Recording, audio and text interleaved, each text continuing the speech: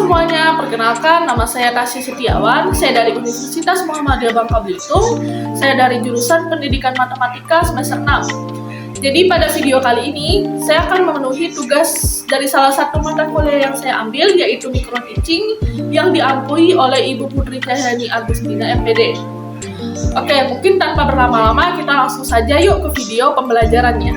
Baiklah, jadi di sini sudah ada LKPD yang sudah saya buat, yaitu lembar kerja peserta didik atau LKPD. Nanti untuk link LKPD-nya akan saya taruh di kolom deskripsi. Nah, jadi untuk di lembar pertama LKPD ini terdapat judul materi yang akan kita pelajari, yaitu hubungan antara sudut pusat dan sudut keliling. Nah, untuk pengisiannya di sini bisa diisi nama, kelas, semester, pelajarannya apa, lalu tanggal dan asal sekolahnya. Nah, dari lembar pertama ini kita beralih yuk ke lembar kedua. Nah, pada lembar kedua di sini ada kompetensi dasarnya, yaitu menjelaskan sudut pusat dan sudut keliling. Lalu untuk indikator pembelajaran kali ini yaitu menentukan antara sudut pusat dan sudut keliling. Nah, untuk tujuan pembelajaran kita di LKPD ini yaitu siswa mampu menentukan sudut pusat dan sudut keliling. Jadi harapannya setelah adanya pembelajaran ini, siswa diharapkan mampu menentukan sudut pusat dan sudut keliling. Oke, pada lembar ketiga di sini ada kegiatan 1 yang akan saya jelaskan.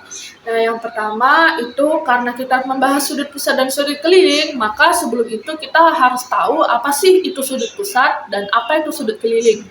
Nah, untuk sudut pusat itu sendiri adalah daerah sudut yang dibatasi oleh dua buah jari-jari lingkaran yang dimana titik sudutnya yang merupakan titik pusat lingkaran. Jadi bisa dilihat gambar di bawahnya itu, itu kan merupakan pusat lingkaran. Nah, jadi sudut yang terbentuk antara jari-jari A dan B yang menuju pusat lingkaran itulah merupakan sudut pusat. Jadi intinya sudut pusat itu dia berhubungan dengan pusat lingkarannya itu sendiri. Jadi sudut yang terbentuk di pusat lingkaran. Lalu yang kedua ada sudut keliling. Sudut keliling itu apa sih? Jadi sudut keliling itu adalah daerah sudut yang dibatasi oleh dua buah tali busur yang berpotongan di suatu titik pada lingkaran, dan titik sudutnya itu terletak pada keliling lingkaran. Jadi keliling lingkaran itu kan tepi lingkaran. Nah, pada gambar yang ada di bawahnya itu kita bisa lihat A, B, dan C. Nah, jadi sudut tali busur antara A ke B dan C ke B itu sudut yang terbentuk itulah merupakan sudut keliling. Jadi intinya sudut pusat, sudut yang berhubungan dengan pusat lingkaran, dan sudut keliling itu sudut yang berhubungan dengan keliling lingkaran atau tepi lingkaran. Nah, karena kita sudah mengetahui apa itu sudut pusat dan sudut keliling, maka sebenarnya apa sih hubungan sudut pusat dan sudut keliling itu? Hubungan sudut pusat dan sudut keliling yaitu sudut pusat itu merupakan 2 kali lipat sudut keliling. Jadi sebaliknya, maka sudut keliling itu merupakan setengah dari sudut pusat. Nah, hubungan inilah yang akan menjadi rumus saat mencari sudut pusat dan sudut keliling. Nah, lalu ada lagi yaitu segi 4 tali busur. Apa sih segi 4 tali busur itu? Jadi segi 4 tali busur itu adalah segi 4 yang terbentuk dari 4 buah tali busur dalam sebuah lingkaran. Jadi teman-teman, perlu diingat bahwa satu buah lingkaran itu kan merupakan 360 derajat, dan jumlah karena kita sudah membentuk segi 4 buah tali busur tadi setelah membentuk segi 4 di dalam sebuah lingkaran, jadi sudut yang berhadapan itu senilai 180 derajat.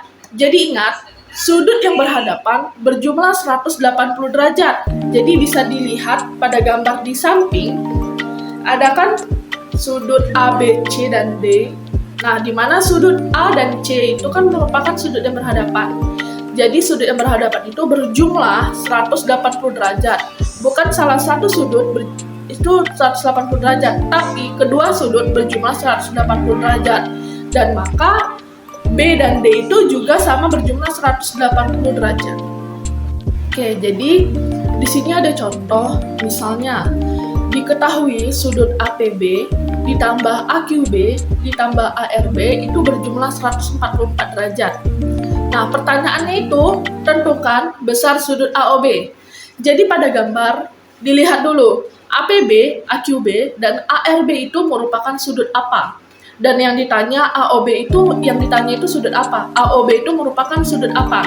Jadi pada gambar kita lihat dulu APB. APB itu merupakan sudut keliling karena berhubungan dengan tepi lingkaran.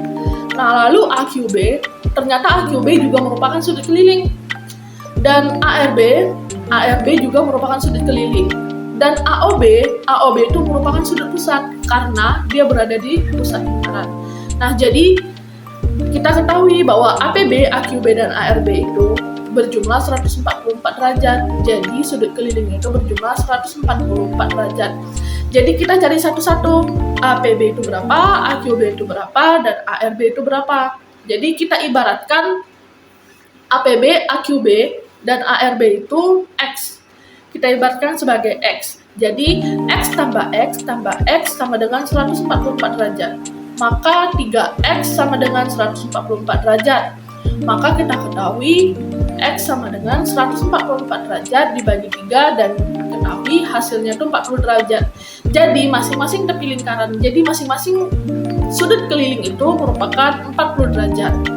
Karena AOB merupakan sudut pusat, maka mencari AOB, mencari sudut pusat itu tadi adalah 2 dikali sudut keliling. Karena sudut pusat merupakan 2 kali lipat sudut keliling, maka 2 dikali 40 derajat. Kita mengambil salah satu sudut keliling, jangan mengambil ketiganya, tetapi salah satu saja.